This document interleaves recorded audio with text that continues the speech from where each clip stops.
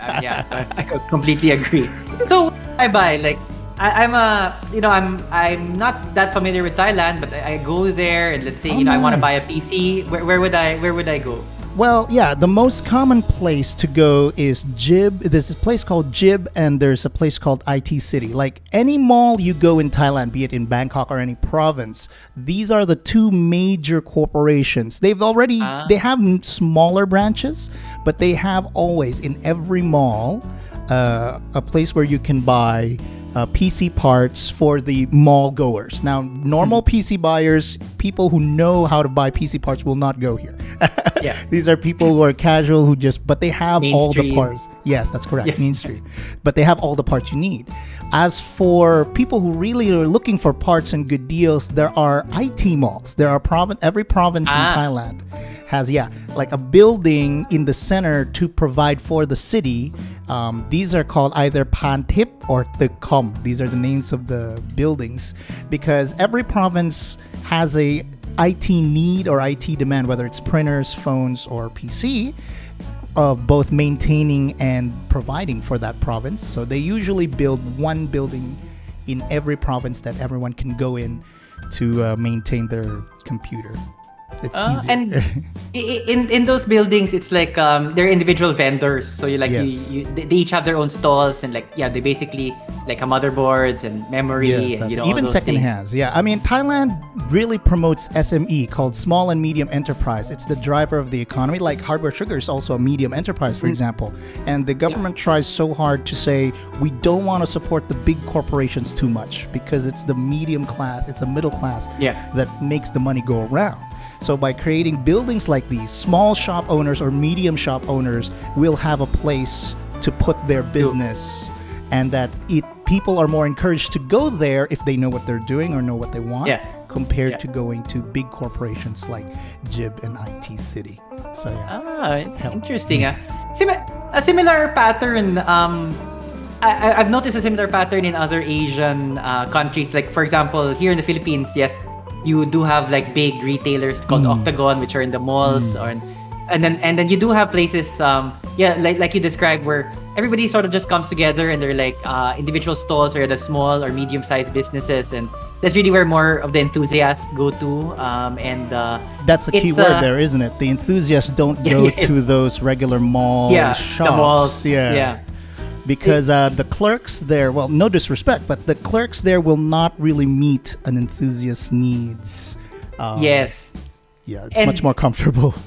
Yes. And even like sometimes the hardware that they have, or the techs there are not used. Again, it's like more like, oh, you need it for work, you need a printer, scanner, we can get you that. But you start asking about, should I get a 3080 Ti or a 3090? And you're like, this is the more expensive one. That's what you should get. Yeah, they're made to sell. But if you go to Pantip, you'll say, "Come here, let's go have coffee. Let's talk." If I was the clerk, like, okay, this needs more time.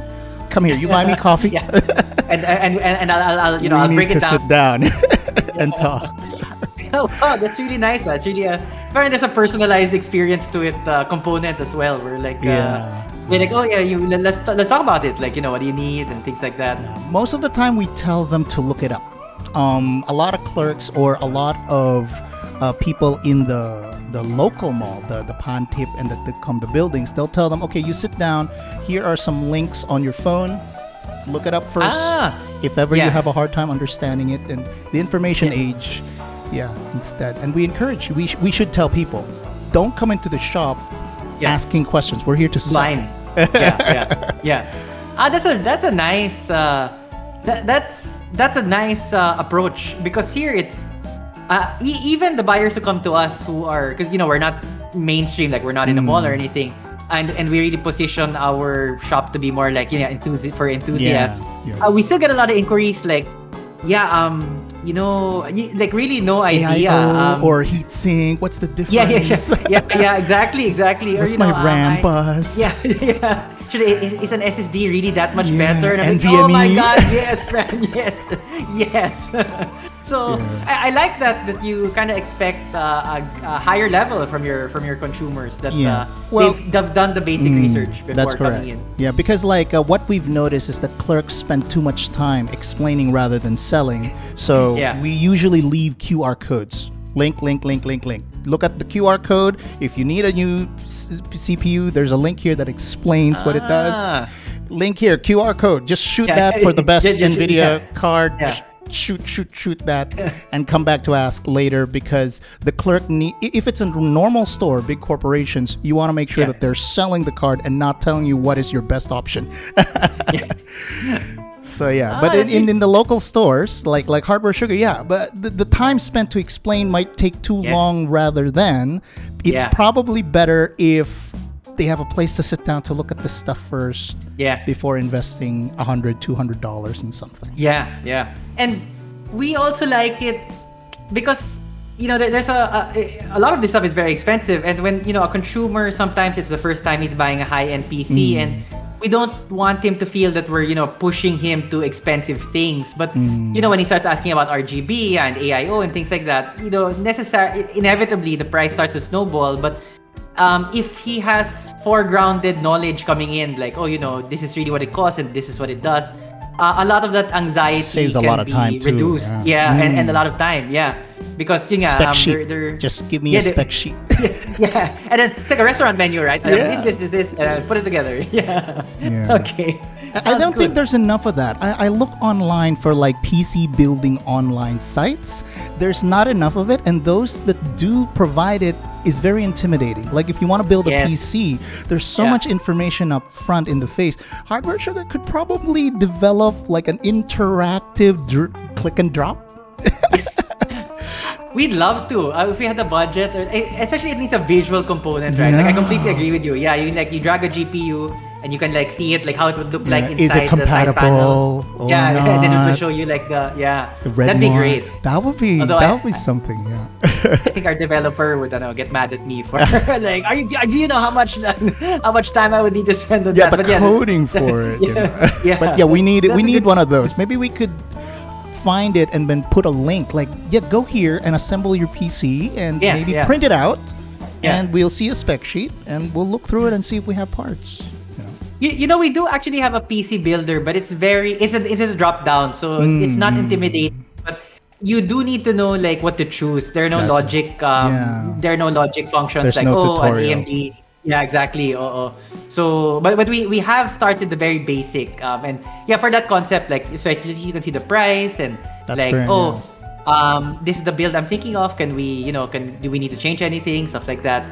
So but baby steps, and hopefully we can get more. We can also get new ideas like from this video where we talk to different YouTubers from around Asia. QR code, and then make a minimum requirement is SSD. I don't think recommendation for OS, for example, always ask, so where do you want your OS to go? Like, are you sure? Just one hard drive? Are you sure? There's no question. That shouldn't even be a question, right? You shouldn't ask anymore. No, but I often repeat in my videos, like SSD is really non-negotiable. Any build, whether it's for office or gaming, get yourself even a small SSD. But I get pushback from the viewers. People even leave comments saying that hard disks are still more reliable and they're cheaper and things. I'm like, no, you missed the point. That's not what I'm saying at all. But anyway, I mean, it is especially in the Philippines. I mean, the market is very price sensitive. So you think like 240 gigabyte SATA SSD, it's like 1,700 pesos. That's like what's $20? No, like 20, 25, $30. That's like a no-brainer in any other market, but the Philippines is still very if you remember your time with us here, they will try to get to the peso, to the very peso. I mean, like if you could remove 10 watts off of my PSU and it makes it cheaper. It makes it let's do it. Let's do that. I don't care about brownouts or power surge. That's cheaper. It's a time bomb. You have 650 watts. If we get 640, will that make it cheaper? From gold to bronze. Is that okay? But for you, Katima, is it the